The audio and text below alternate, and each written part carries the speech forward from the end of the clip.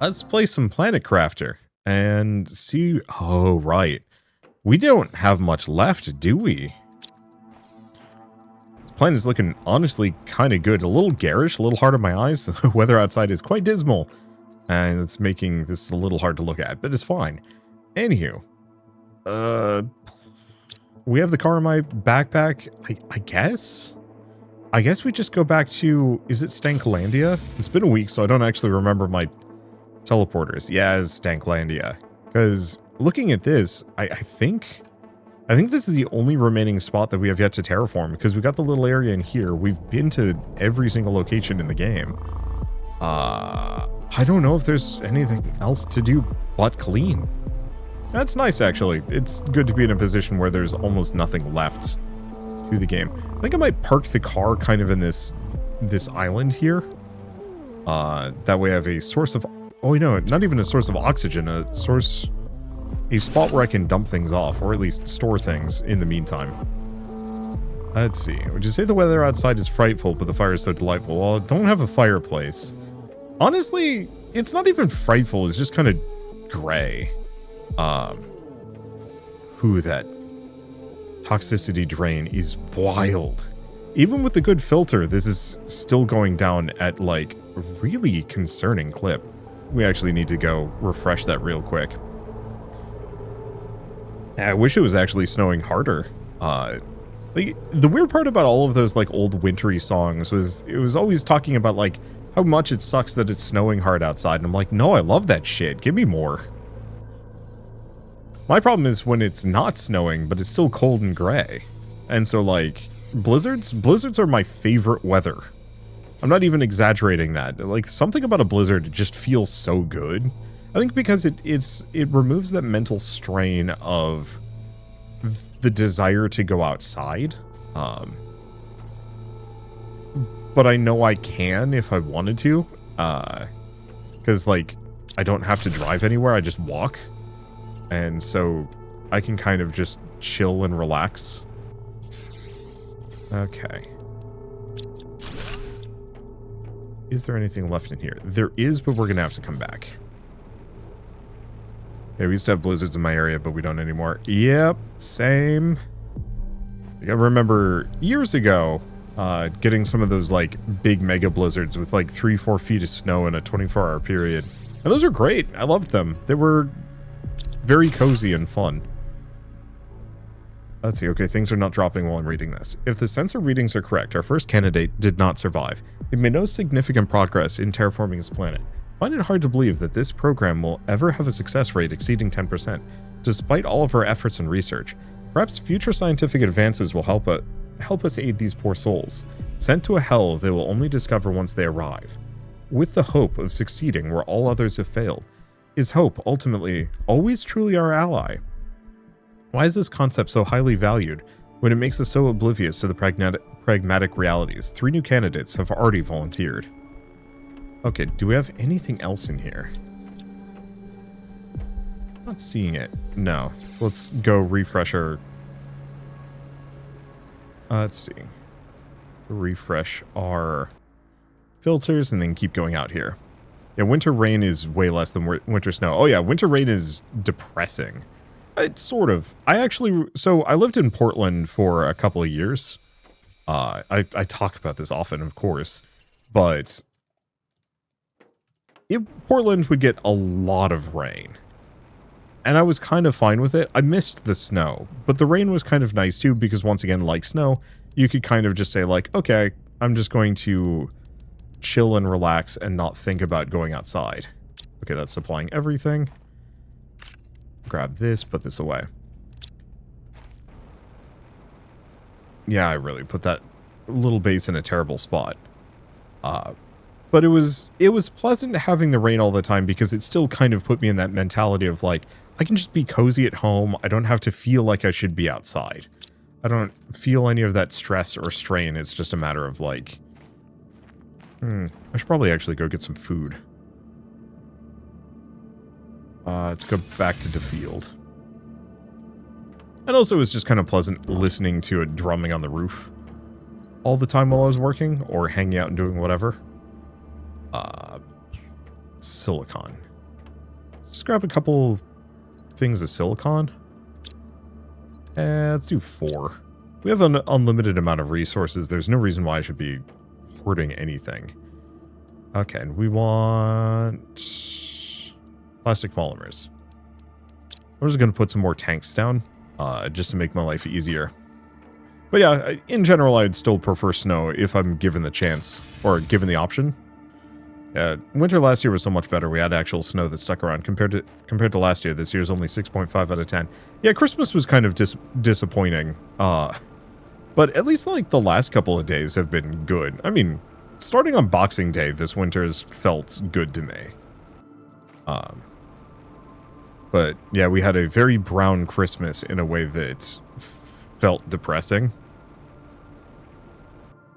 But I mean, I've definitely talked about this. I'm still very much a person that prefers wearing a mask around people that don't wear masks. And so my in-laws actually have started masking again, but it was kind of like they were going out to like bars the day before, and you know, my brother-in-law works around people, and so we're just kind of like, you know what? We're just going to eat outside for Christmas, which I know is like, I don't know, maybe familial heresy, but for us it was just kind of that comfort level of like, this way I don't have to worry about getting sick. And then hearing about all of the flu cases nearby and like how hospitals, at least in my area, are starting to require masking, and I'm like, I actually feel kind of validated with my general paranoia with this. And without snow, winter just looks like Fallout 4. Oh yeah. Like, there are many things to be concerned and bothered by when it comes to climate change, but just the visual level of what has happened to winter is just so bleak. But I'm sure the people who are like, oh, but efficiency, if there's no snow, we don't have to worry about snow days. We don't have to worry about people not being able to make it into the office, you know, midwinter. And it's like, sucks. I'm asking winter feels so cozy, no need for a scarf. This is actually, like, huge for me, because I have glasses. Trying to walk, like, outside with a scarf ends up fogging up everything and being really uncomfortable. A mask, if, like, seated correctly on our face, is much less likely to fog up your glasses. And I've been very happy about that fact. Because, yeah, even on days where it's, like, normally absurdly cold, I can just throw a mask on my face and largely not give a shit about the cold, and it's nice. When I was a kid, my parents were not particularly keen on buying winter clothing. Which is weird, they're Minnesotans. Like, they used to be, and maybe still are. I don't know what kind of temperature range Minnesota gets nowadays, but, like, they get down into the negatives, like, pretty deep. In a way that, like, made being outside miserable. But my parents don't believe in, like, heavy winter coats. They believe in many layers, which makes sense, but also kind of sucks for me because it meant, like, put on 7 sweatshirts and then throw a raincoat over it, which just does not feel good, at least for me. And often was wholly insufficient for, like, hard biting winds, because that would just cut straight through the raincoat and then freeze me to the bone, regardless of how many sweatshirts I had on. And maybe I could have had more sweatshirts. I don't know. But one of the first things we did when we moved back to New York was Shell and I went out shopping, and we were just, you know, looking, I think it was Macy's, JCPenney's, it was one of the two. And they had this, like, really big winter coat, like, kind of unnecessarily large compared to, like, it looks fine, but it's huge. Like, it's a big coat, and I love it. It's got huge pockets. It's nice and puffy. Wind does not get through it, except for the bottom. It's got a bit of an open bottom compared to, you know, some of the other coats I've had over the years. And so, to my dismay, if I'm wearing, like, a loose shirt, the draft can absolutely just go straight up, and boy, cold belly button is not a good feeling. But that's, like, the upper limit of it. But yeah, layers plus winter coat feels amazing. Honestly, just having a really nice winter coat feels incredible. And so I'm pretty happy about getting that coat and having more or less being like, F you, snow, you don't bother me.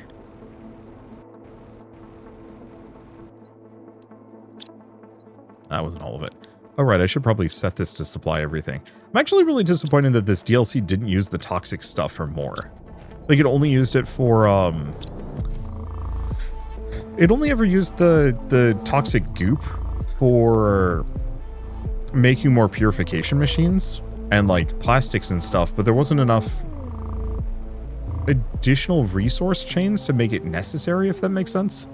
That I actually really wish there were ways to use the toxic goop to make super alloy and other things. Like, it's one of those where it's like, oh yeah, this stuff is like horrible, dangerous, and like absolutely should not be allowed to propagate. However, it's also a wonder material, and like you can turn it into anything you want. As it stands, it's just like, oh, you can turn this into more purification stuff, and it's like, I mean, that's kind of nice, but now I have hundreds of it, and I don't know what to do with it all. I remember when young coming inside after a walk and putting my numb fingers next to the radiator heater. Oh yeah, that was a good feeling. I got some pretty good gloves, so I don't usually have to worry about that. And also with Big Coat, I can just jam my gloved hands in my giant pockets, and that more or less warms them back up again. Shell, on the other hand, definitely needs some new gloves. We do not have good winter gloves for her.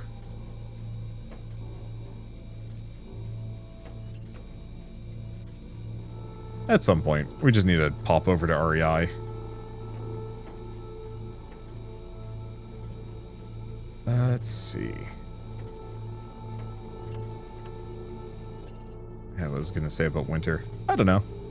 Nice thing I found out about the giant pockets of my big winter coat is that I can actually slap a whole bubble tea, like a large bubble tea cup, in one of those pockets, and if the top is still sealed, I obviously don't have to worry about it spilling, you know, unless, you know, they didn't seal it correctly, at which point, oops, oh well.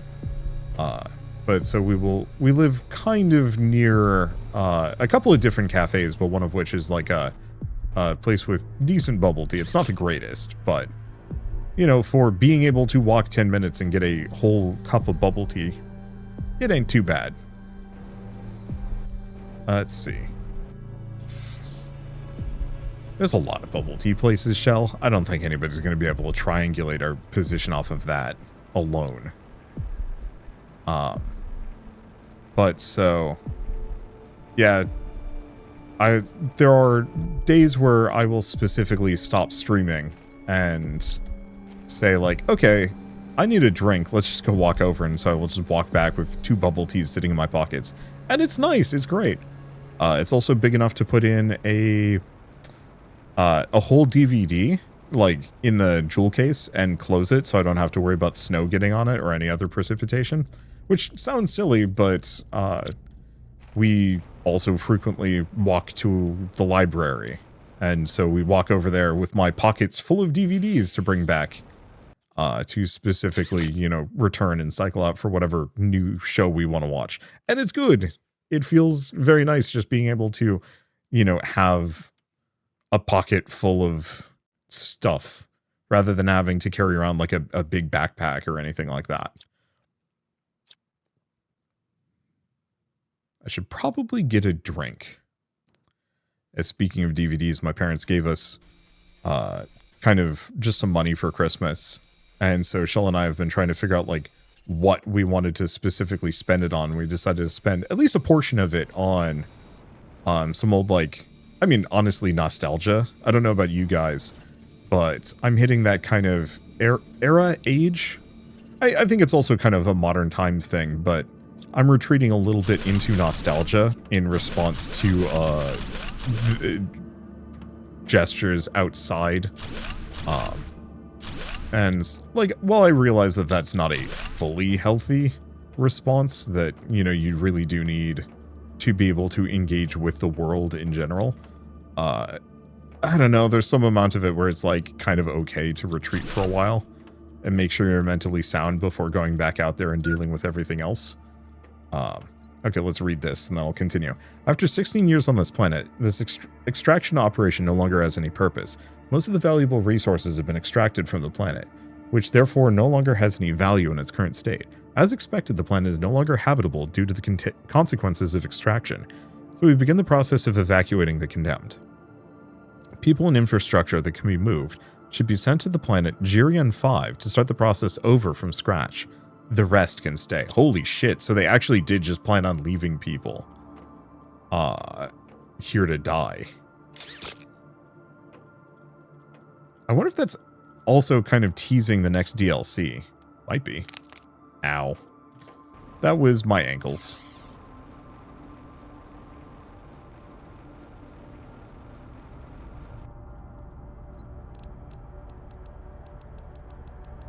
Okay, drop those off. Drink some water. Eat some space food. I might as well recycle these. Not that we need aluminum or super alloy, really. But it's still nice to maybe snack. I don't know. It doesn't matter.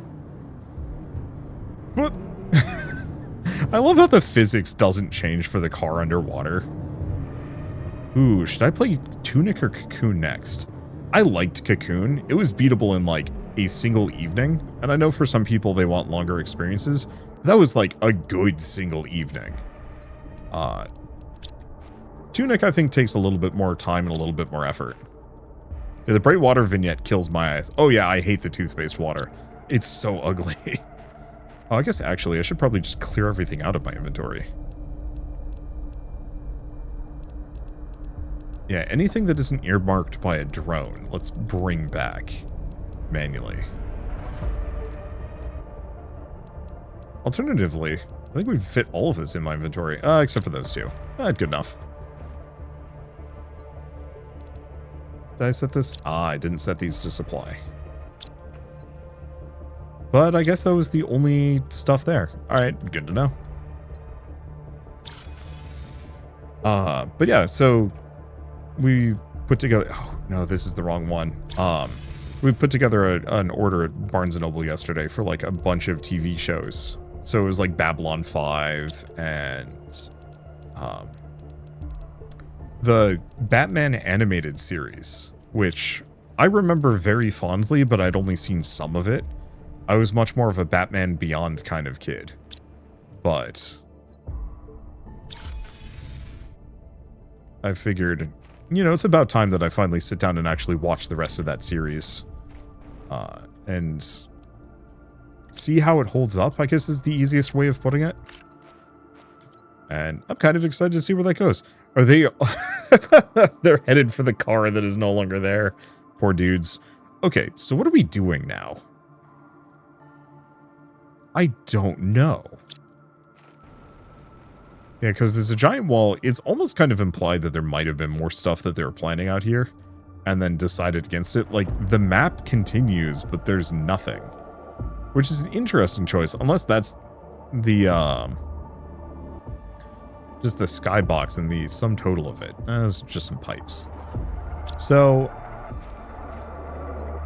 have enough food and water. And then doesn't have any more. I'm just going to look around for a bit, because we've kind of seen everything that there is to see in this game. Or in this DLC. I was saying at the beginning of this that, like, hey, we might go to the next planet soon. I didn't realize it was just going to be this immediate, but hey. Okay, good. We are supplying.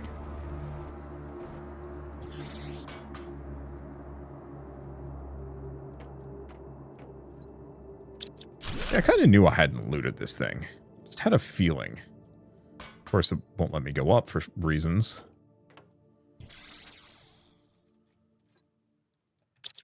And maybe I just never went in this tower. Incident report. Last night at dusk, 31 people besieged the prison with poor quality weapons. Seems that some prisoners escaped and organized a small rebellion. It was quickly suppressed, which gave the troops a chance to train a little, which did them some good. Few attackers managed to escape and fled like rats. 6 of our soldiers were slightly injured, but nothing serious. I'm curious how many lore notes we've missed, but I don't know. I feel like rather than struggling to go and find them all, I'd probably just look him up on a wiki. I don't know if that's like kosher, but still. Library I worked at received a huge sci-fi DVD donation last year, including the complete list series of Babylon 5. Ooh. I've only seen, I think, oh gosh.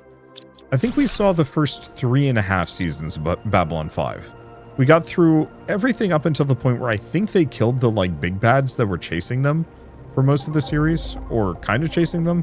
Whatever the like dark energy beings were. It's been ages.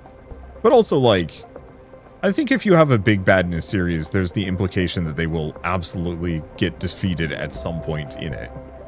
It'd be weird to not have the Empire in Star Wars Fall, for example. Well, yeah. Shell saying, except for they never did, which is valid and frustrating, but anyway,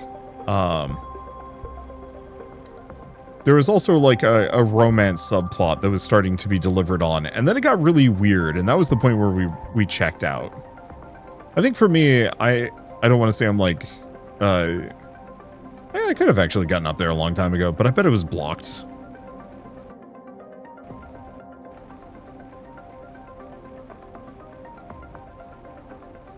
Let's see. Did I purify this water? Can I drink it? I guess I can. Does it still look like toothpaste in here? No, I can actually see what's underneath. Neat. It doesn't hurt the eyes. Alright, so now what? I guess what we should probably look at is setting up the planet and getting a bunch of the like baseline terraforming things done.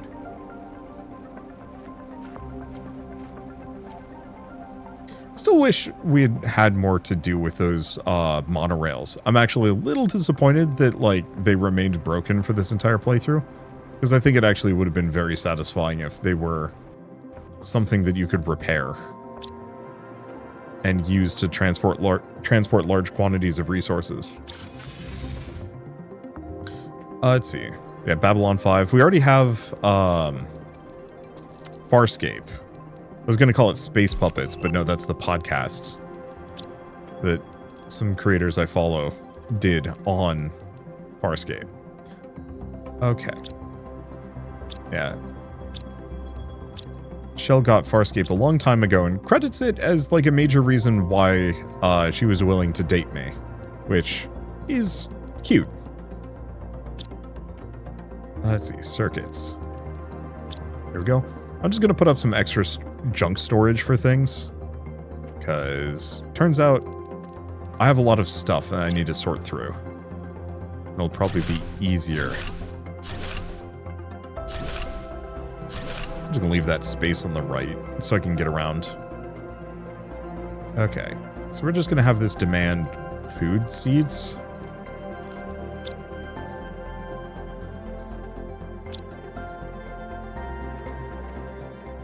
Yeah, Farscape started great. I think Farscape was fine, at least from what I saw. I think the one problem I ran into with Farscape was it spent way too much time with the characters, like, randomly hating on each other. I think that's a thing I struggle with. I'm kind of fine with the characters being antagonistic towards each other for, like, a season or two.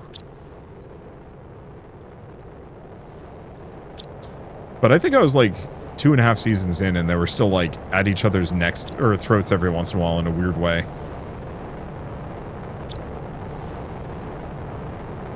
Filler episodes. Yeah, that could have been it, too.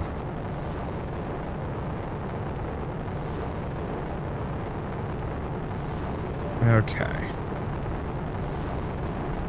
Where is it? Okay, purification gel. I feel like the Star Wars trilogy during the Dark Ages and Jedi Sith War would be awesome. I don't think Disney would get it right. Yeah, I don't really have a whole lot of faith in Disney at this point. I think had they just let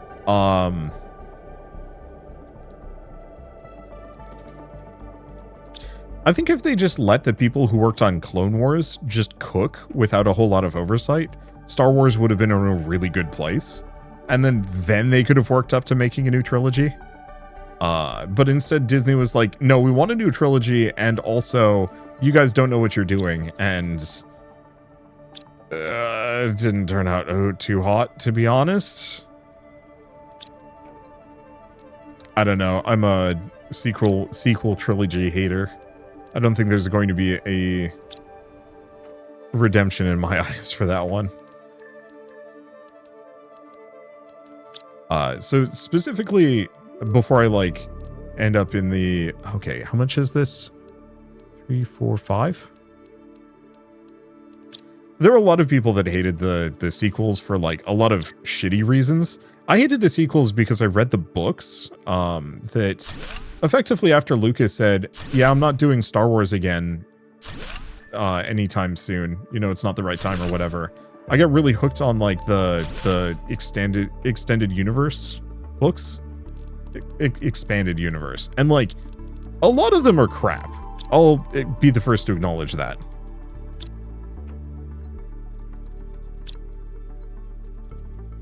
Like, a lot of them are clunky and awkward, really anytime the main characters, like Leia, Han Solo, or even Luke Skywalker show up.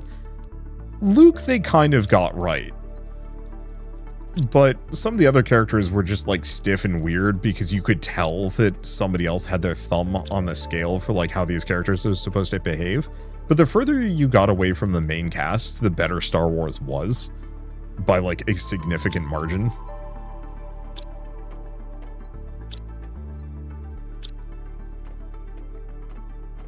Let's see. All that space food.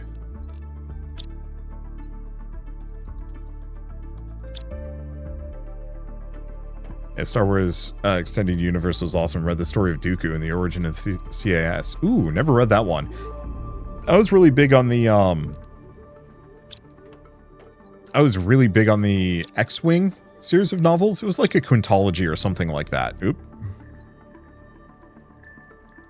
Oh yeah, Rogue Squadron. Well, no, I think they were just called X-Wing, and because it wasn't all just Rogue Squadron. I thought. Yeah, thoughts on Thrawn. I loved. You know what? I don't remember which one this was, so this is just Jonas. But I liked Thrawn a fair bit. I think my problem is, once again, did not like how they involved like Leia in Thrawn's downfall. Well, it made sense. It just felt tacky and weird. I did like the fact that they beat Thrawn more or less by supplanting. It was like kind of the weird assassin sect. I think the problem I had with the weird assassin sect is mostly it just kind of felt like it was out of nowhere. This is a problem I have with Star Wars in general, where they have a lot of these like characters and details. Are these just, where did I get all of these? I'm just gonna put these in a shredder because we don't need duplicate spacesuit colors.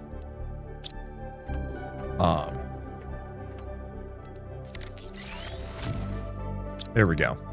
A lot of Star Wars tended to pull weird stuff out of nowhere and just kind of treat it as like though it had always been there. So the like strange assassin sect, or what is a good example? There was a book I had read that came out kind of around Clone Wars where Anakin and Obi-Wan were investigating this like random alien planet, and as part of it they got in this like living spaceship thing, and it was like really cool and extremely powerful and whatever, and it was like very clearly kind of self-insert cool spaceship thing.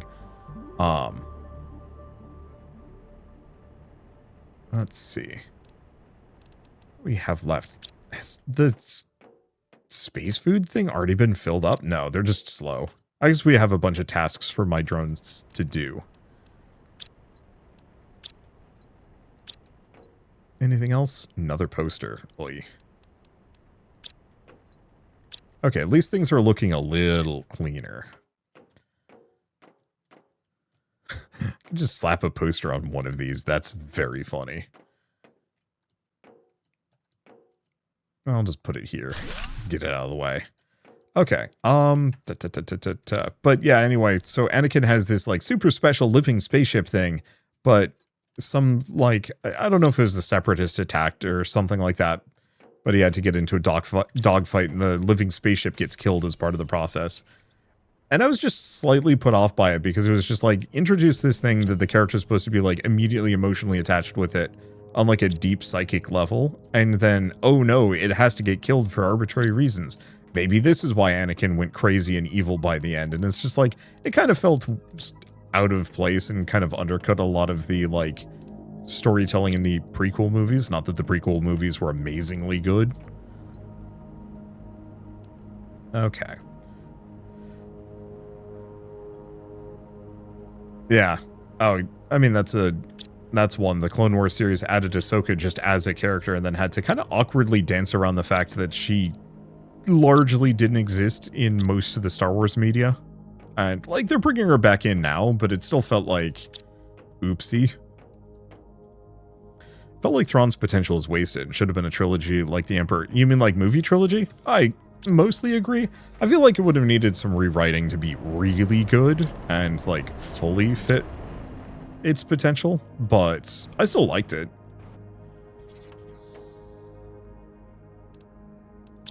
And yeah, they've put him into the Ahsoka series, and I don't know how to feel about that.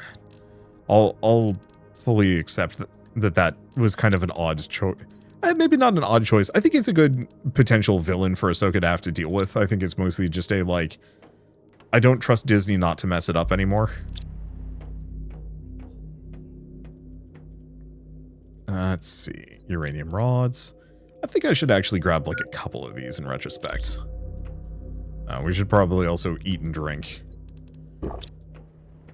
I don't know. I don't think this should come as a surprise to most people, but I've kind of lost a lot of, like, faith in large corporations to do right by the media that they own. I mean, look at what's happening with Marvel. Maybe some people have liked more of the modern Marvel movies than I have, but it really did feel like they just completely face-planted post-Endgame and have not figured out how to come back from that. Holy shit, I have a bunch of energy fuses. We should probably slap some things down. Yeah, Thrawn was hyped up as the super tactician, but also reasonable, not as hyper-racist as the rest of the Empire. Well, I mean, for good reason. The dude was not, yeah, he was a schist, not a human, and so, of course, he wasn't exactly going to be as racist as the rest of the Empire was. I always felt like the Empire being strangely human-centric was a little baffling. Not, like, terribly surprising, just let's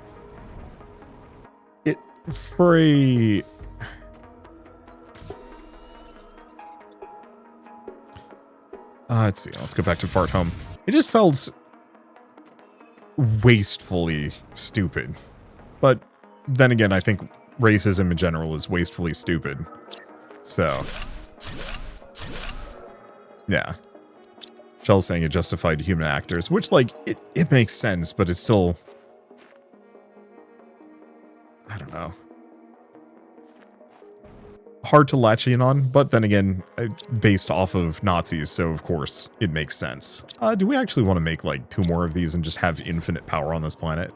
Screw it, let's do it because we have more resources than we know what to do with. Or I guess that was the last one I can make. That's fine. Well, human characters and what? No dog playing Admiral Thrawn? Okay. So what are we doing now? I guess let's take a look at how far this has come. Global planet purification 100%.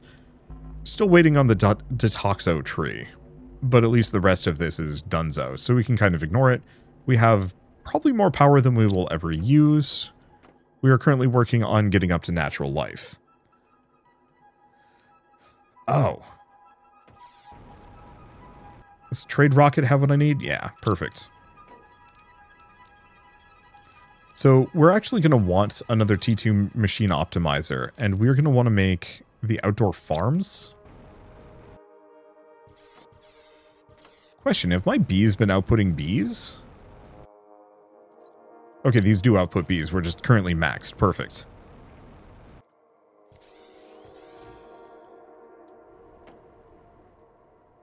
Did anyone ever explain why Palpatine was so hyper-racist? I think that's my problem, is that Palpatine's supposed to be this, like, brilliant kind of tactician manipulator, and yet it really did kind of feel like hyper-racism was, like, a significant portion of the reason why he lost. I don't know. It was confusing. Where did I put my bees? I don't want to, like, request bees. Animal food, plastic rods. No, it's got to be upstairs somewhere. Hello, I've come for bees? Bees! Oh. Did I never set those beehives to supply? That would explain some things.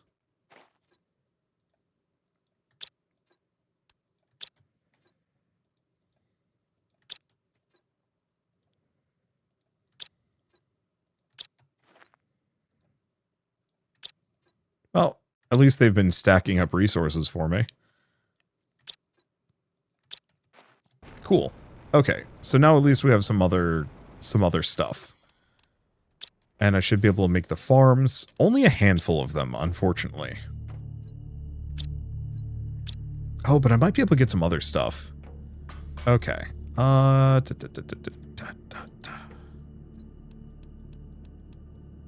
Do 4. We're not going to have enough inventory space for this, am I? 2. 6. Yeah. Well, I guess we can put the honey away. We don't need that in my inventory. Same thing with the circuit. Could probably put away the bees for a moment, but eh. Okay. 2 more of these, and then every bit of obsidian I can manage. Because we're going to want to probably just set this up over here.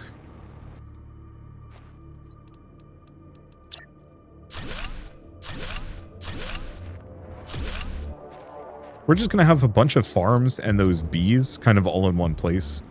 Insect multipliers, growth multipliers, everything I could possibly need. Let's see. So we're going to want 2 more of these. Do a couple more. Alright. So I need bottles of water, super alloy, and fertilizer.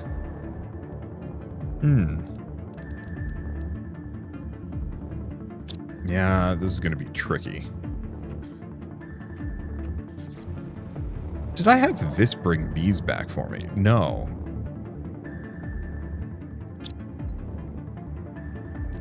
I'm just going to put those there. Drones will get them. Okay, let's grab our fertilizer. Oh boy. We're definitely going to need a fertilizer production chain. Because this is going to be an issue. Okay, at least I can get some farms. And let's grab fuses. Now, I think I only have growth multiplier fuses, which is a little unfortunate. I don't know if I have insect fuses somewhere else.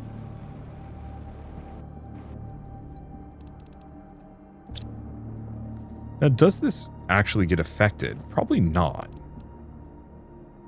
Yeah, only grow plants or vegetables.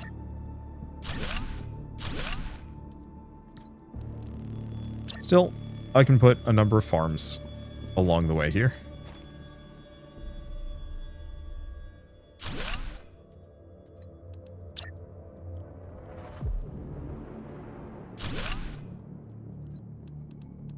Let's see.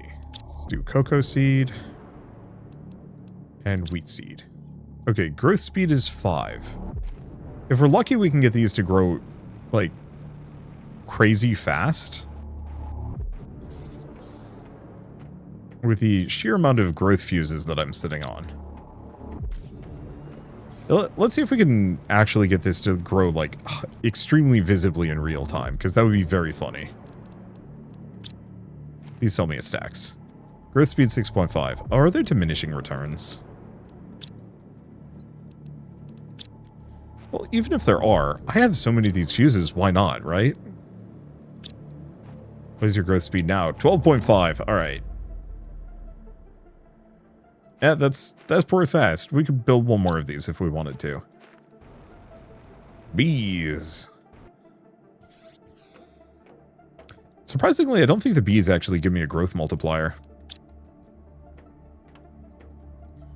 Okay, 2 more of these. More of these. Okay, cool. So now we've got big farm setup. Should speed things along dramatically. Put those there. We might want to get some... I mean, we're definitely going to want to get some more outdoor farms. But let's figure out auto crafters for fertilizer. What is your limitation? What are you missing? Algae. The weird part is, I'd swear my drones were grabbing algae for me. Oh.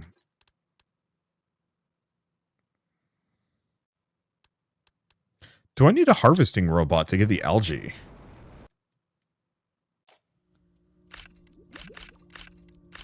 Because I can manually come out here and grab it, but... Yeah, what do I need to auto-harvest algae?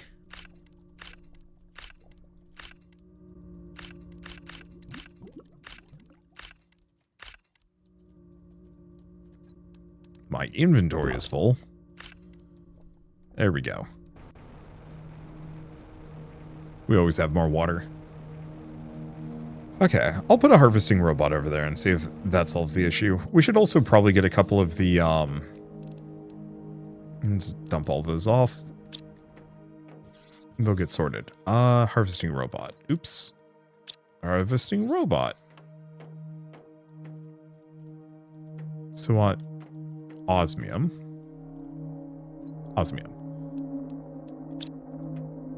Super alloy rod. And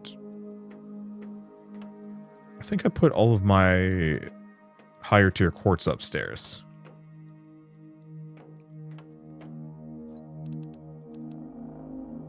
Yeah, I probably only need one of those.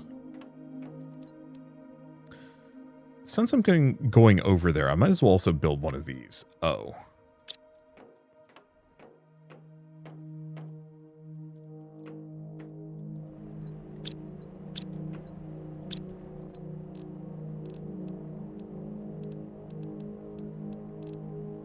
Get 3 of those. Okay. Do we have bacteria samples anywhere? Yes.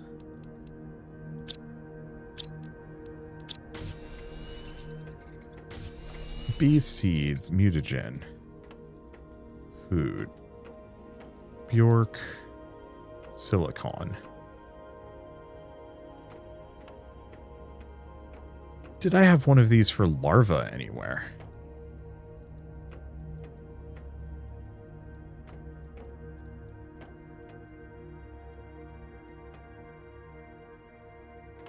I don't think I have storage for larva, so I should probably get that going.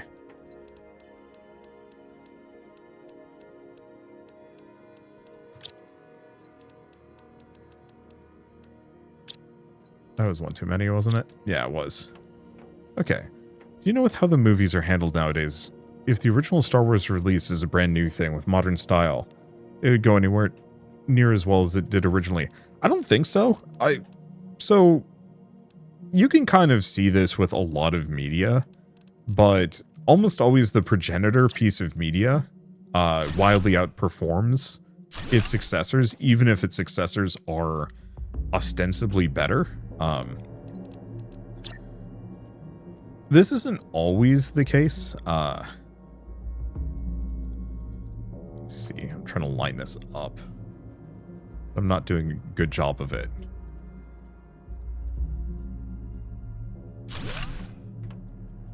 I guess I don't know. I guess I would say this might be sacrilege, but I think Pokemon's kind of, well, no, I don't think it's sacrilege to say this at this point, but I think Pokemon's kind of mid now. It's good, but it doesn't have nearly the charm that it used to.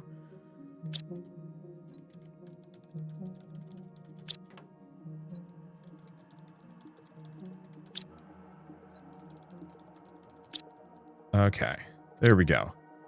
And, like, the original games were, I would say, pretty innovative, but if let's go back to a Pokemon I played. If Pokemon Scarlet and Violet was the first Pokemon game that ever came out, you know, years after the fact, once the Monster Collection genre had already existed. Okay, it was upstairs next to bees. Oh well.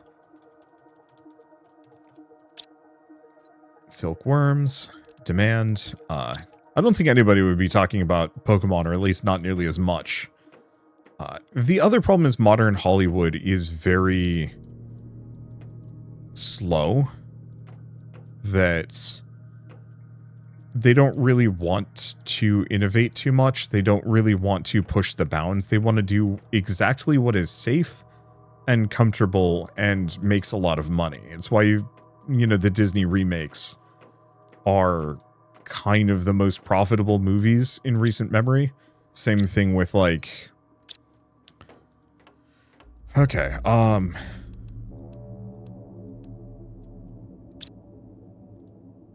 fertilizer too. I think it's downstairs somewhere. The Disney live action remakes are some of the most like successful in recent memory. Why? I mean, I guess also. There we go. I guess also like the Avatar movies. Like I've seen some people actually drawing fan art for the most recent Avatar movies, so I guess it must have done something right. I haven't really heard anybody saying anything about it, so I can't really speak to its own quality. Damn, we have a lot of common larvae all over the place. Makes my life easy.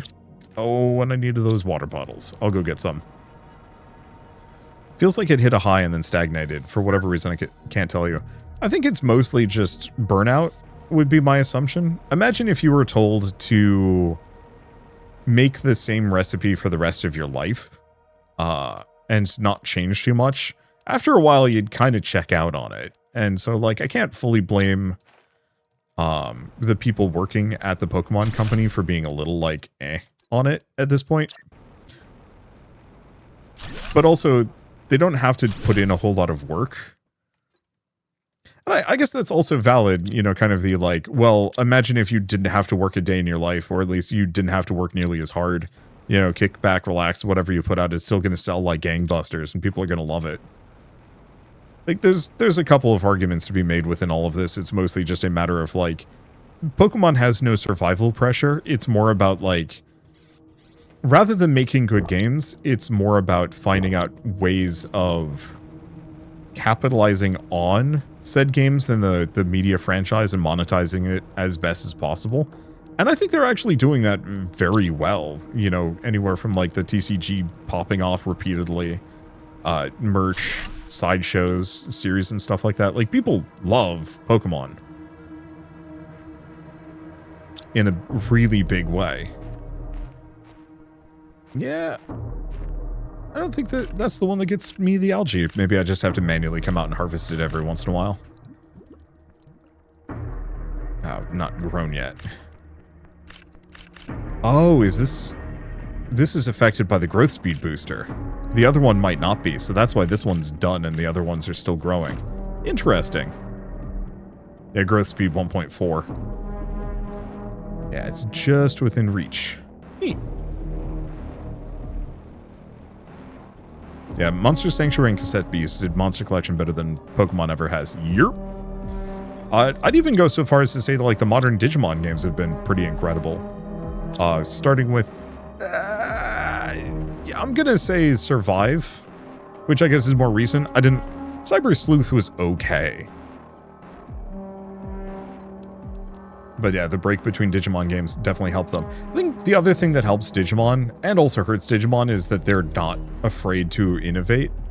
They can very much just keep throwing things at the wall to see what sticks, and they're finding out that a lot does, actually. You just have to do a good enough job and people will pay attention. Okay. Fertilizer still ain't getting made.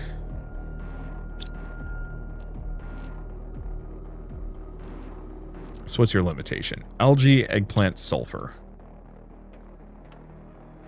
If I had an assumption, we have algae. I don't think we have sulfur or eggplants up here, do we? Okay, let's go make sure we have more.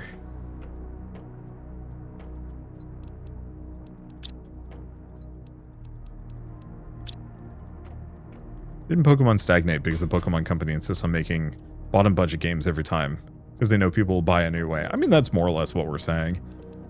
That, like, if you have no survival pressure, if there's no, like, reason why you need to actually do an incredible job anymore, you can chill.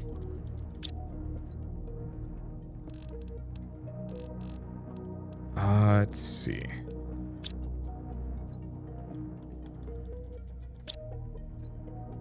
Eggplant.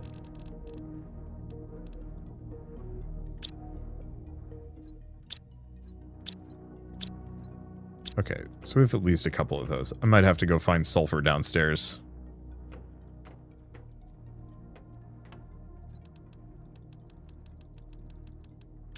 There we go.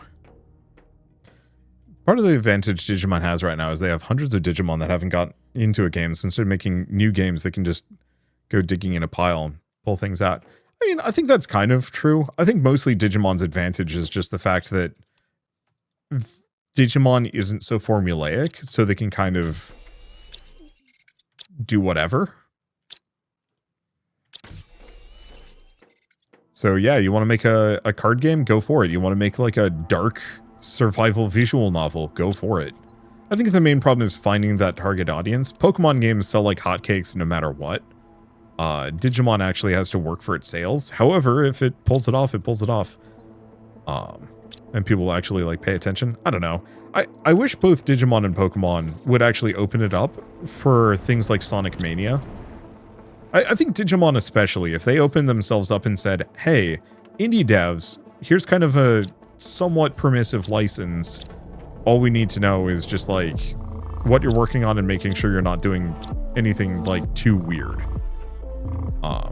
You know, we'll exert a very small amount of control over it just to make sure that it's kind of within brand. But otherwise, go nuts. You know, here's a bunch of ideas. Here's a bunch of Digimon concept art, official art, whatever. Because, like, I could straight up see somebody making... like, I've been playing Etrian Odyssey on the side. I could see them taking just pre-existing Digimon illustrations and making an incredibly good Etrian Odyssey, like, dungeon crawler RPG. That is very much just a spiritual successor to Digimon World 2. With almost no new assets. All you need is the environment and some NPCs. And I think it would pop off to some degree. At least enough that, like, it would be worth making. I did tell this to Demand. Yeah, I guess my drones have just been busy. Let's probably switch to making some explosive powder. Maybe. I love showing Digimon Survive to people, especially people that think it's a 100% child-friendly Pokemon rip-off. That game's, like, legit dark. I do not want to spoil it because I think I'm going to do a series on it sooner than later. But there were definitely some moments where I was just like, oh, this isn't a kid's game. I'm glad they went this far. I just wish the gameplay had been better. I thought it as a tactical RPG was kind of... It was fine. It suffered from... So Final Fantasy Tactics Advance did this really well. Every arena was small and tight and compact. There was almost no points where you had to, like, spend multiple turns walking across the environment. Digimon Survive had some really big maps that felt terrible to me. But, oh well. Okay, so what the heck are we doing? Breathable atmosphere? Oh. I need to make a cookie machine. That's what I need to make. Do I have space for this anywhere? Kind of here? Okay, so let's... I'm going to need a couple of auto-crafters. I'm going to need 3 auto-crafters and 4 storage.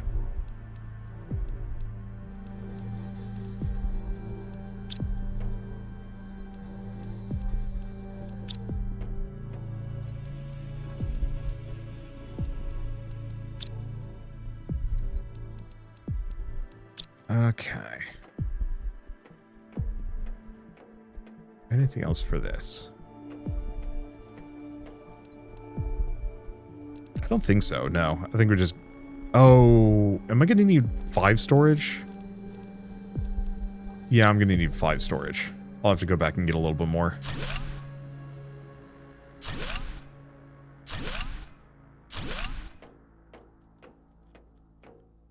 Grab another one. How dark can Digimon be? The original anime's second season ended with a guy more or less kidnapping children and forced his way into the digital world before a monster vampire ripped its way out of him and killed him in front of said kids. Yerp. I gotta go back and finish that one. I actually have never finished season 2. I did not like Davis, was my problem. I thought he was kind of a miserable weirdo. Okay, so we want cocoa, wheat,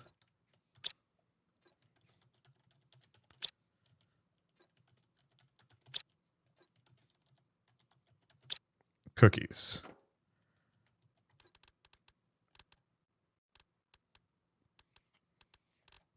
And then I want to make a bunch of auto crafters.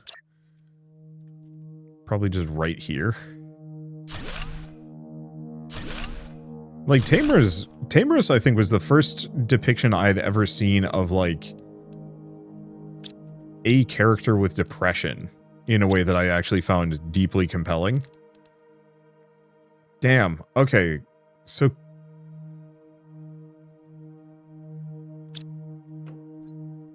cookies are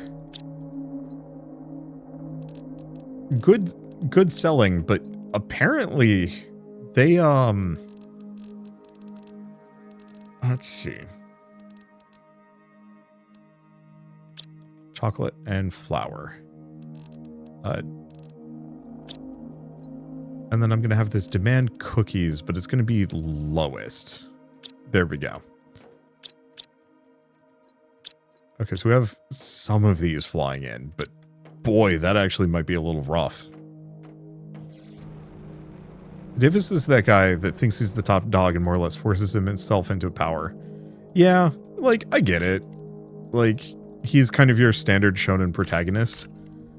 But it kind of felt like Tai had a sense of responsibility for the group that was shared with the rest of the group, but Davis kind of felt like he was just forcing himself into a position of power to specifically get with Tai's sister, which was Kari?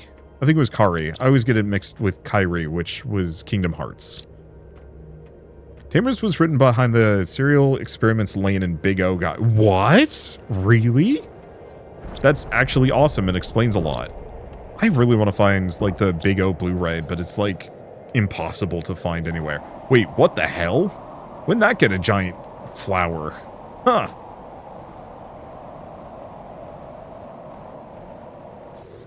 But yeah, I love Tamers. I will stand by, I think Tamers was Digimon at its absolute best, with both, like, kind of your standard Digimon-y plot, but, like, actually really interesting and mature themes that hold up shockingly well. Okay. So the problem I have is I do not know I actually have a shit ton of money. Well then.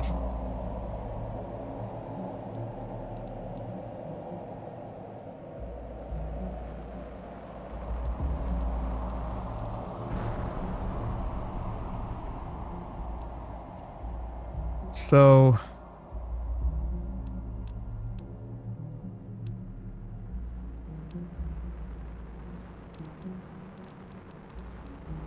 we don't have any animal fuses.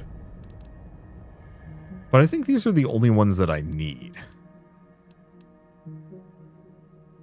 I could go for the really crazy butterflies. And frog eggs.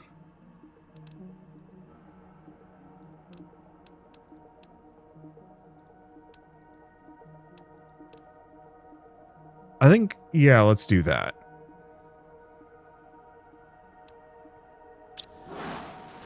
Let's go get the speed multiplier to make everything go faster. Like Data Squad, but that was more the main character saying screw the normal style of Digimon versus Digimon, I'm gonna punch everything. I need to go back to Tamers. I just found it weirdly frustrating.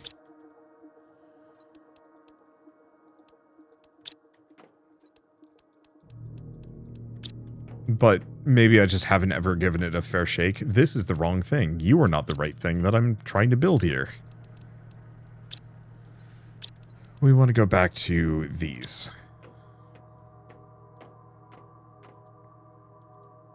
I think, weirdly enough, the thing that got me most on Data Squad, I think, apart from the characters being maybe a little annoying,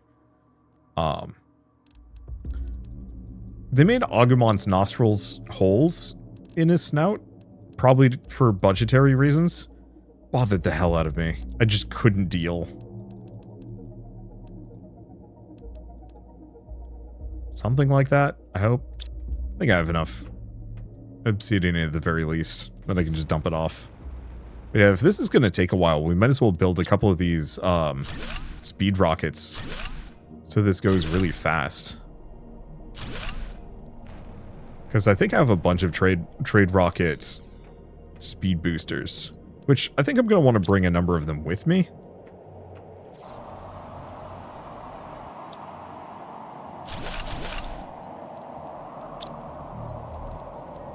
Okay, so capacity 8 machines. Can I see the speed booster on this one? So it might not be affected until later. You cleared out? Yeah. So what can I request here if I wanted to?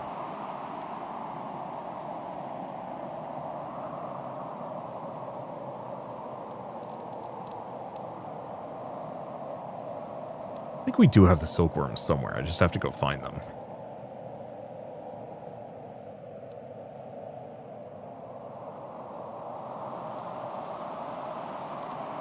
Actually have some Legulus frog eggs that I can work with.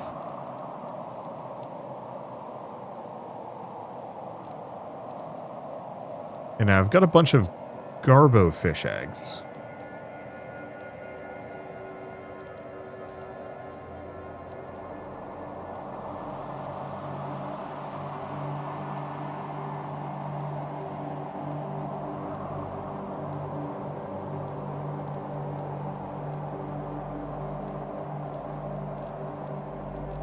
Yeah, I think I'll just leave it as is. Yeah, I should watch the more recent Digimon and... Well, yeah, Digimon series, because I think well, I never finished Try. I watched, like, the first episode, I'm like, oh, this is pretty good. And then I just haven't been back. And then... I think the current one seemed kind of charming, but I don't know how to actually... Well... I don't know how it's actually stacking up in comparison. Yeah, the whole humans become Digimon thing was awesome in Tamer. Oh, in Tamers or Frontier? Oh, was it both? But yeah, I really liked how Frontier did something completely different, but it didn't exactly feel like it was Digimon in the same way. I don't know. I liked Frontier. I think my problem with Frontier was mostly that the main villains were kind of confusing, and the whole secret sibling thing was also strange. But I need to go back and rewatch Frontier. I sincerely hope Bandai actually gets its act together at some point and makes these things physically a bit available, because I think they only available via Crunchyroll. Probably. Tamers had the humans and Digimon fuse for the final level. I thought, didn't that also happen in the original series as well with, like, one of the Agumon, Greymon things, or am I mixing that up?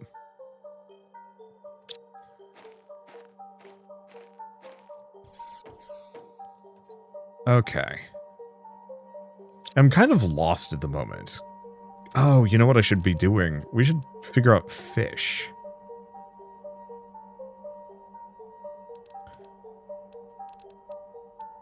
Yeah, water life collector. Oh, I'm gonna need silk. Which means I'm going to need the silk generator, which means I need to find the silkworms, which I put somewhere.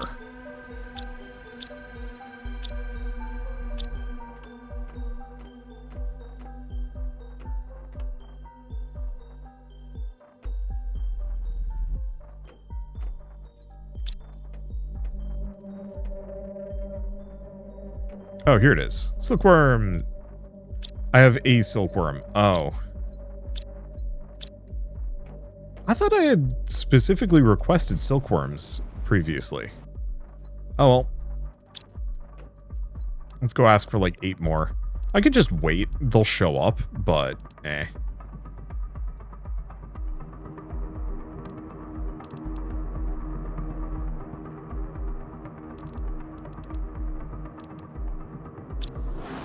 Okay, so how fast is this gonna go? Whee! Okay, still 6 minutes. I was assuming that this would speed things up. Maybe it's only the trade rockets? Hard to say.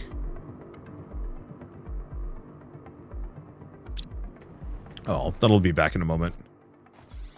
Okay. Omnimon didn't have any humans involved. Oh.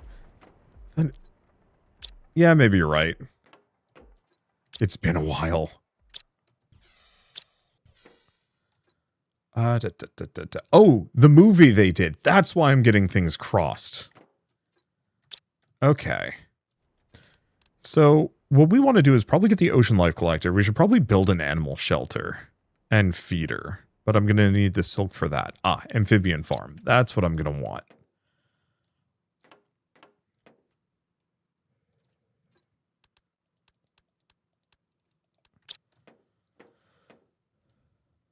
Okay. And then common larva? Oh boy. We are not collecting a whole lot of common larva. That's not a problem yet, but it might be.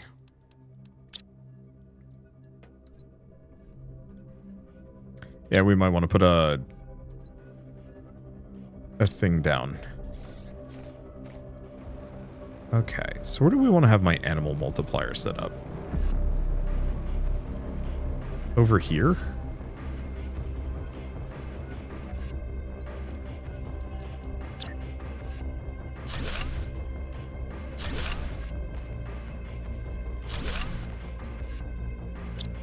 Okay, unfortunately I have no frog eggs for the moment. I'll work on it. We may also really seriously need to make some more drones. Because I think at this point my drones are capped out in a bad way.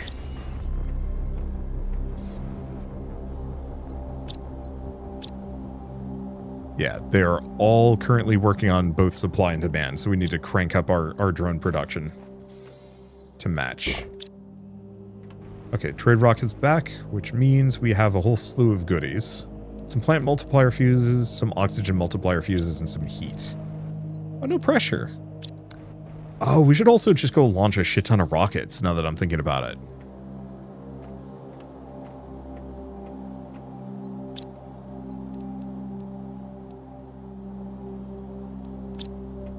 Do 3 of these.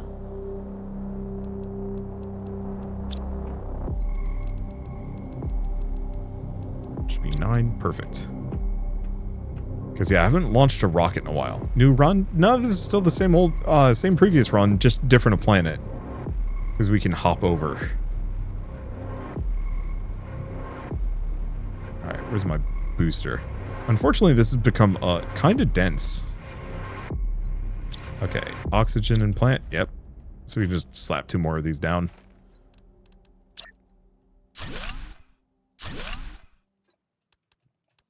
Oxygen, plant multipliers. Alright, so that should be more than enough resources to get these really going.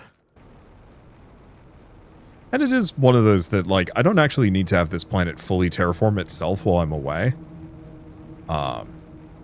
Like, I could actually just move on to the next planet and kind of just leave this to slowly tick up. There's no reason why I need to do it quickly.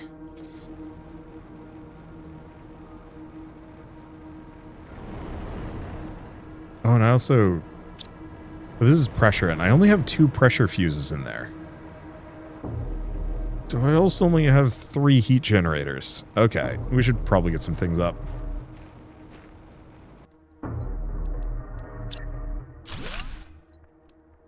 Well, in the meantime, this at least boosts them further. Because those were a big limitation. Yeah, let's figure out a couple more heat generators. Because I think each of these can apply to 8 machines, correct? 8. So we need to make 5 T3 drills and 5... Or, no. 3 T3 drills and 5 T3 heaters. Because I've been kind of ignoring them.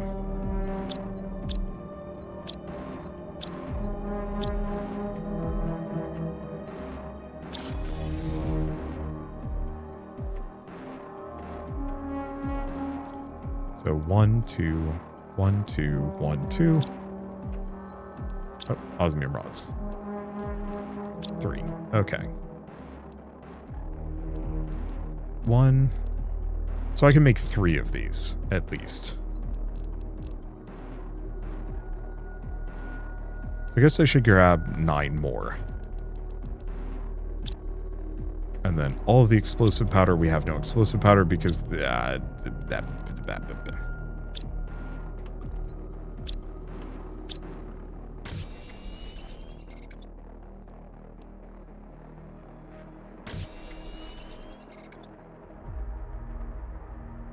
okay. Because I'm just gonna have to wait for these for a bit.